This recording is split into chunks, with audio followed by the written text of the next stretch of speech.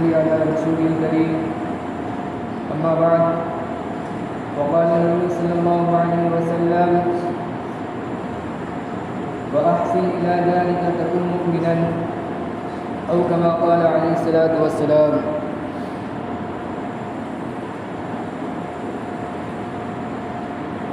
میرے محترم بزرگوں اور دوستوں، پچھلے 2 جمعے سے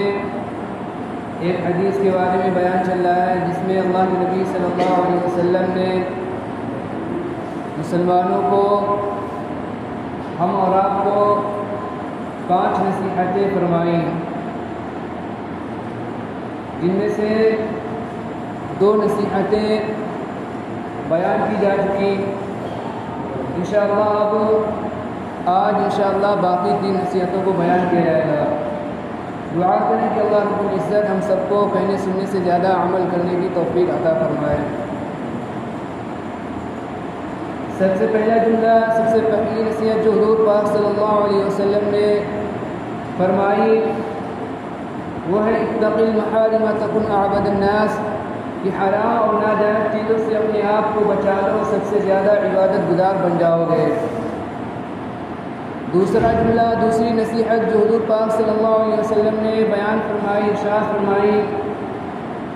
وہ یہ ہے وَارْضِ بِمَا قَسَمَ اللَّهُ لَكَ تَكُنْ أَغْنَى النَّاسِ،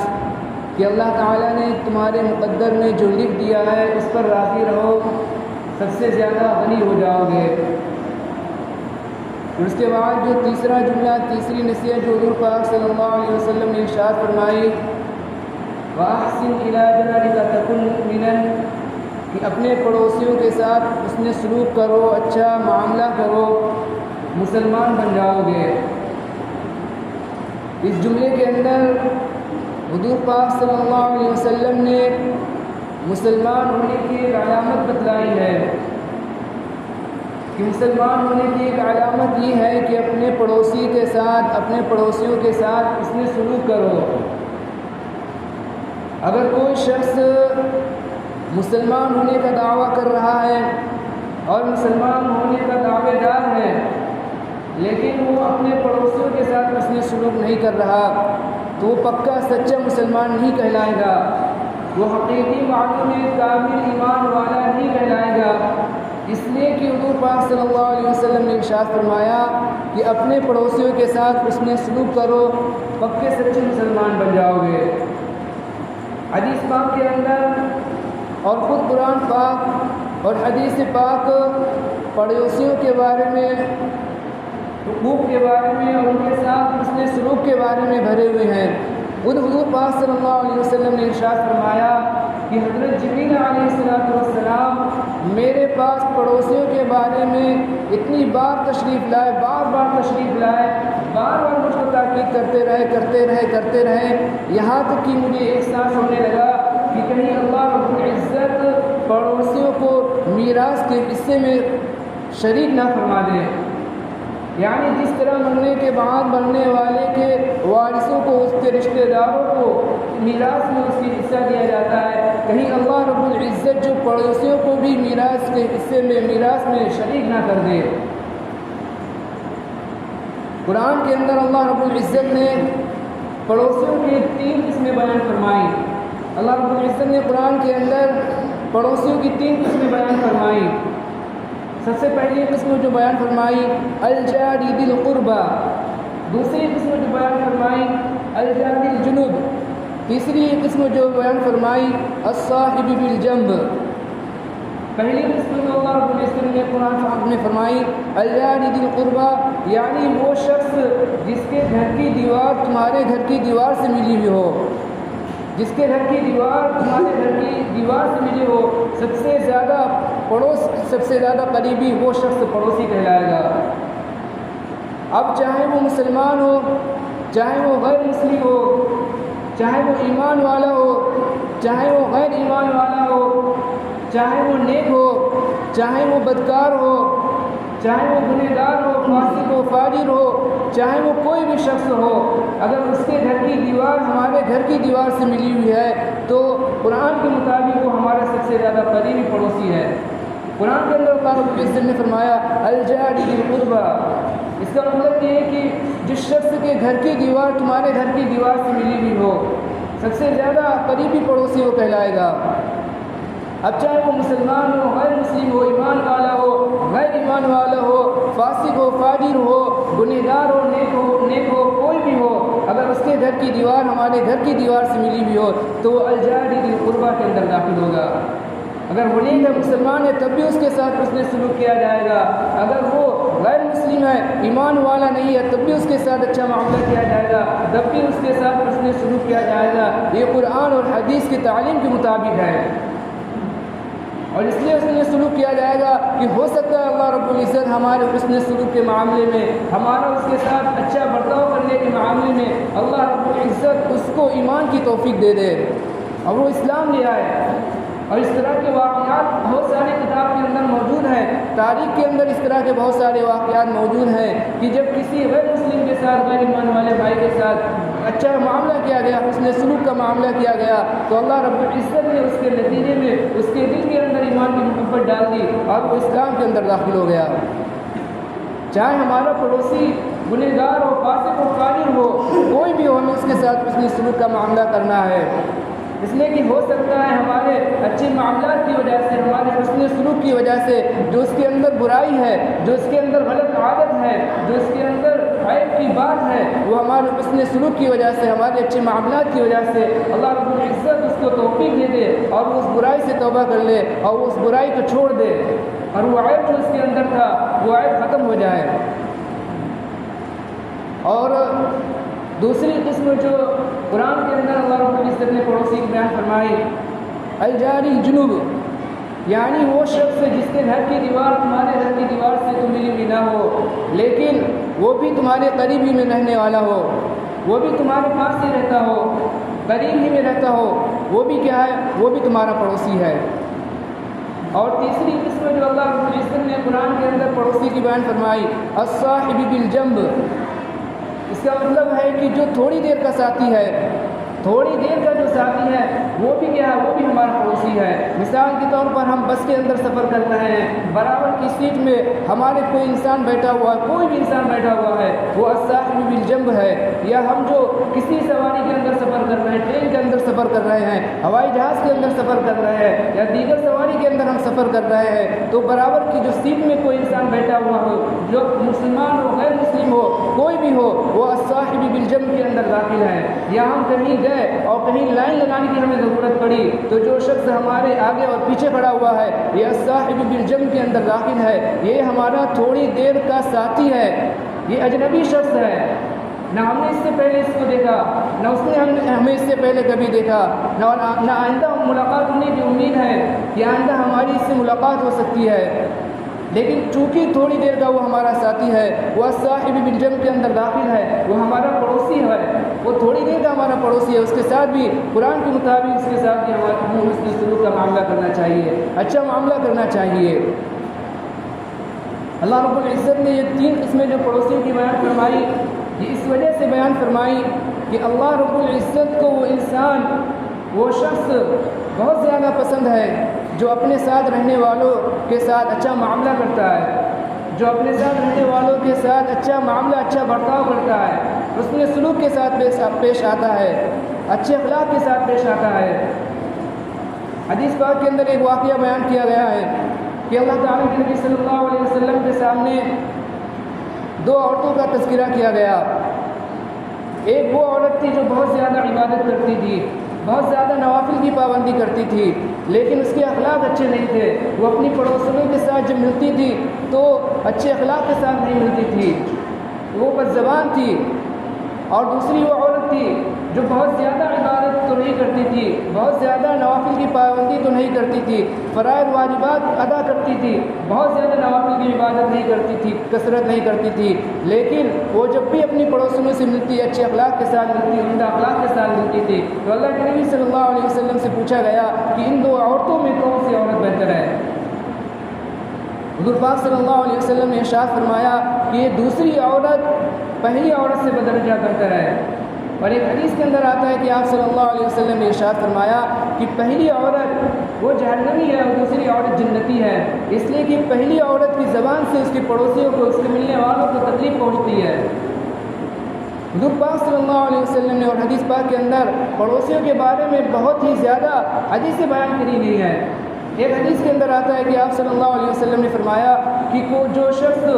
وہ مسلمان نہیں ہوتا وہ ہو سکتا، وہ شخص مسلمان نہیں ہو سکتا جو خود پیٹ بھر کر کھانا کھائے اور اس کا پڑوسی جو بغل میں جو رہتا ہے وہ بھوکا رات گزارے۔ میرے محترم بزرگوں اور دوستو، ہندوستان کے اندر اور اسی طرح جو بر صغیر کے اندر جو اسلام پھیلا ہے، جو دین ہم تک پہنچا ہے، جو صحابہ نے اور تابعین نے جو دین ہم تک پہنچایا ہے، جو دین ہم تک پہنچا ہے، یہ اسی اخلاق اور اسی عمدہ اخلاق کا نتیجہ ہے۔ سب سے پہلے صحابہ یا تابعین کی جماعت مالابار کے علاقے میں آتی ہے اور تجارت کرتی ہے، لوگوں کے ساتھ تجارت کرتی ہے۔ ان کا لین دین دیکھ کر، ان کی امانت داری اور دیانت داری کو دیکھ کر لوگ جو صحابہ اور تابعین جو ہیں ان کی تجارت کو دیکھ کر، ان کی دیانت داری اور امانت داری کو دیکھ کر ان سے متاثر ہوتے ہیں، جس کی وجہ سے وہ اسلام سے متاثر ہو کر اسلام کو قبول کرنے والے بن جاتے ہیں۔ اس طرح دھیرے دھیرے مالابار سے لے کر پورے بر صغیر کے اندر اسلام پھیل جاتا ہے۔ اسی وجہ سے حضور پاک صلی اللہ علیہ وسلم نے ارشاد فرمایا کہ وہ شخص مسلمان نہیں ہو سکتا اس کے پڑوسیوں سے اس کو تکلیف ہو۔ اپنے پڑوسیوں کے ساتھ حسن سلوک کا معاملہ کرو تاکہ تم مسلمان بن جاؤ، یعنی تمہارے ایک مسلمان ہونے کا مظاہرہ دنیا والوں کے سامنے آئے، تمہارے مسلمان ہونے کا مظاہرہ لوگوں کے سامنے آئے اور اللہ تعالیٰ اس کی وجہ سے لوگوں کو اسلام کی توفیق عطا فرما دے۔ ایک بزرگ کا واقعہ لکھا ہے، کتاب کے اندر لکھا ہے کہ دارالعلوم دیوبند کے ایک استاد تھے میاں اصغر حسین صاحب، وہ پڑھاتے تھے، حدیث کے استاد بھی تھے اور ساتھ ساتھ میں وہ کتابوں کی تجارت بھی کیا کرتے تھے، کتابیں بھی بیچتے تھے، کاروبار بھی کیا کرتے تھے۔ اللہ رب العزت نے انہیں وسعت دے رکھی تھی، خوشحالی دے رکھی تھی، لیکن کچے مکان کے اندر رہا کرتے تھے۔ ان کا مکان کچا تھا، جب بارش ہوتی تو کبھی چھت گر جاتی، کبھی دیوار گر جاتی، کبھی کچھ چیز کمزور ہو جاتی، پھر بارش کے بعد اس کی مرمت کراتے، اس کو ٹھیک کراتے۔ تو ایک مرتبہ حضرت مفتی شفیع صاحب رحمۃ اللہ علیہ نے ان سے کہا کہ حضرت، اللہ تعالیٰ نے آپ کو وسعت دے رکھی ہے، اللہ تعالیٰ نے آپ کو گنجائش دے رکھی ہے، آپ اپنا مکان پکا کیوں نہیں بنوا لیتے تاکہ بار بار کی تکلیف سے آپ کو نجات مل جائے، راحت مل جائے۔ تو انہوں نے عرض کیا، بار بار جب حضرت مفتی شفیع صاحب رحمۃ اللہ علیہ سے پوچھتے رہے، وہ ٹالتے رہے، لیکن جب بار بار اصرار کیا تو انہوں نے کہا کہ میرے ساتھ باہر چلو، اور باہر اپنے گھر کے دروازے پاس لے کر گئے اور کہا کہ بتلاؤ کہ اس لین کے اندر تمہیں کوئی مکان پکا نظر آ رہا ہے؟ تو حضرت مفتی شفیع صاحب رحمۃ اللہ علیہ نے کہا کہ حضرت کوئی مکان پکا نظر نہیں آ رہا۔ تو حضرت میاں اصغر حسین صاحب رحمۃ اللہ علیہ نے فرمایا کہ بتاؤ میاں کہ مجھے یہ اچھا نہیں لگا کہ میرا مکان پکا ہو اور میری گلی کے اندر جتنے لوگ ہیں ان کا مکان کچا ہو، مجھے یہ بات بالکل نہیں اچھی لگے گی کہ میرا تو مکان پکا ہو اور میری گلی کے اندر رہنے والے جتنے لوگ ہیں ان کا مکان کچا ہو، اور میرے اتنی استطاعت نہیں ہے، میری اتنی قدرت نہیں کہ میں تمام لوگوں کا مکان پکا بنوا دوں۔ ساری زندگی وسعت ہونے کے باوجود، قدرت ہونے کے باوجود یہ اپنا مکان پکا بنوا سکتے تھے، لیکن صرف اس وجہ سے کہ پڑوسی کو حسرت نہ ہو، پڑوسی کے دل کے اندر حسرت نہ ہو، ساری زندگی وسعت اور خوشحالی ہونے کے باوجود، قدرت ہونے کے باوجود اس کچے مکان کے اندر ساری زندگی گزار دی، لیکن اپنا مکان پکا نہیں بنوایا، اس لیے کہ تاکہ میرے پڑوسی جو ہیں ان کو تکلیف نہ ہو، ان کو حسرت نہ ہو۔ میرے محترم بزرگوں دوستوں، مفتی شفیع صاحب رحمۃ اللہ علیہ ان کے بارے میں انہوں نے لکھا ہے کہ جو باطل کے اندر پنپنے کی اور ترقی کرنے کی اللہ رب العزت نے صلاحیت نہیں رکھی کہ باطل جو ترقی کرے، دنیا کے اندر ترقی کرے، پنپے، اللہ رب العزت نے باطل کے اندر یہ طاقت اور قدرت نہیں رکھی، اس لیے کہ اللہ رب العزت نے قرآن کے اندر فرمایا وَزَهَقَ الْبَاطِلُ کہ باطل جو ہے وہ مٹنے کے لیے آیا ہے، ختم ہونے کے لیے آیا ہے۔ لہذا اگر کہیں تم دیکھو کہ باطل ترقی کر رہا ہے، باطل عروج پر ہے، باطل بلندی کے اندر ہے، بلندی کر رہا ہے، ترقی حاصل کر رہا ہے، باطل کو دنیا کے اندر ترقی مل رہی ہے، تو یہ سمجھ لینا کہ اس کے ساتھ کوئی ایسی صفت ملی ہوئی ہے جو اس کو ترقی پر پہنچا رہی ہے۔ آج ہم اور آپ یورپ کو، امریکہ کو اور مغربی جو ممالک ہیں ان کو برا بھلا کہتے ہیں، صحیح ہے کہنا چاہیے ان کو برا بھلا، لیکن وہ جو ترقی کر رہے ہیں اور ان کو جو ترقی آج حاصل ہو رہی ہے وہ اس وجہ سے نہیں حاصل ہو رہی کہ ان اندر فحاشی پھیلی ہوئی ہے، ان کے اندر عریانی پھیلی ہوئی ہے، ان کے جو غلط عقائد ہیں، ان کی غلط ذہنیت ہے، بلکہ اس وجہ سے ان کو اندر ترقی نہیں مل رہی، ترقی نہیں ہو رہی، بلکہ ترقی جو ہو رہی ہے ان کو اس وجہ سے ہو رہی ہے کہ اللہ رب العزت نے اور اسلام نے جو ہمیں اخلاق دیے تھے، جو صفات دی تھی ترقی کی، وہ ہم نے اور آپ نے چھوڑ دی اور وہ باطل نے اختیار کر لی، وہ دوسروں نے اختیار کر لی، جس کی وجہ سے اللہ رب العزت نے ان کو ترقی پر پہنچا دیا، ان کو بلندی پر پہنچا دیا۔ اس وجہ سے ہے کہ اللہ رب العزت نے اس دنیا کو دار الاسباب بنایا ہے۔ اس دنیا کے اندر جو شخص جیسا سبب اختیار کرے گا اللہ رب العزت ویسا ہی اس کا نتیجہ اور فیصلہ ظاہر فرمائیں گے۔ وہ صفات جو مسلمانوں کے اندر ہونی چاہیے، وہ ترقی کی صفات جو اسلام نے، حضور پاک صلی اللہ علیہ وسلم نے اور اسلام نے اور اللہ نے قرآن نے جو ہمیں دی تھی وہ صفات ترقی کی، آج ہم نے وہ ترقی کی صفات کو چھوڑ دیا اور غیروں نے اس کو اختیار کر لیا، تو آج وہ ترقی کے راستے پر گامزن ہے، آج وہ ترقی کر رہے ہیں، دن بدن وہ ترقی کر رہے ہیں، اور ہم اور عام مسلمان ذلت اور پستی کے اندر گرتے چلے جا رہے ہیں۔ اس کی وجہ یہی ہے کہ جو اسلام نے ہمیں ترقی کی صفات دی تھی، جو ترقی کی تعلیم دی تھی، جو صفات اللہ کے نبی صلی اللہ علیہ وسلم نے ہمیں بتائی تھی، وہ ہم نے اور آپ نے چھوڑ دی، اس لیے ہم اور آپ ذلت اور پستی کے اندر گرتے چلے جا رہے ہیں۔ چوتھی نصیحت جو حضور پاک صلی اللہ علیہ وسلم نے ارشاد فرمائی، وَأَحِبَّ لِلنَّاسِ مَا تُحِبُّ لِنَفْسِكَ، کہ اپنے لیے وہی جو اپنے لیے پسند کرتے ہو وہی دوسروں کے لیے پسند کرو،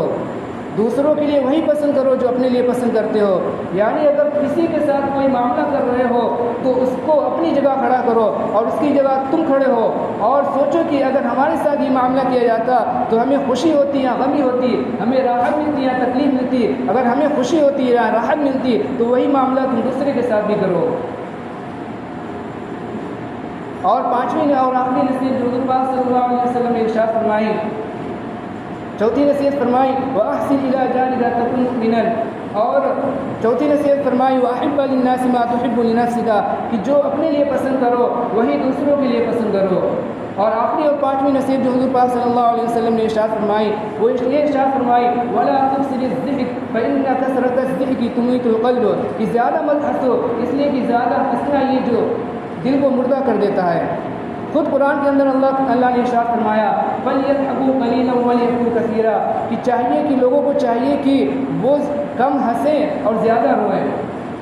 تو یہ حضور پاک صلی اللہ علیہ وسلم نے جو ہمیں اور آپ کو 5 جملے اور 5 نصیحتیں بیان فرمائی ہیں، یہ بہت جامع نصیحت ہے۔ جوامع الکلم کہا جاتا ہے کہ تھوڑی سی بات ہے لیکن اپنے اندر ایک سمندر لیے ہوئے ہے۔ یہ اگر 5 باتیں 5 نصیحتیں ہمارے اندر آ جائیں تو انشاءاللہ العزیز ہم دنیا کے اندر بھی کامیاب ہو جائیں گے، اور اللہ رب العزت ان 5 نصیحتوں پر عمل کرنے کی وجہ سے انشاءاللہ ہمیں دنیا اور آخرت دونوں کے اندر کامیاب فرما دیں گے۔ اللہ رب العزت سے دعا کریں کہ اللہ رب العزت ہم سب کو جو دین کی تعلیم ہے اور جو نبی پاک صلی اللہ علیہ وسلم کی تعلیمات ہیں، جو نصیحتیں ہیں، ان پر صحیح معنی میں عمل کرنے کی توفیق عطا فرمائے۔ آمین۔ وما علینا الا البلاغ المبین۔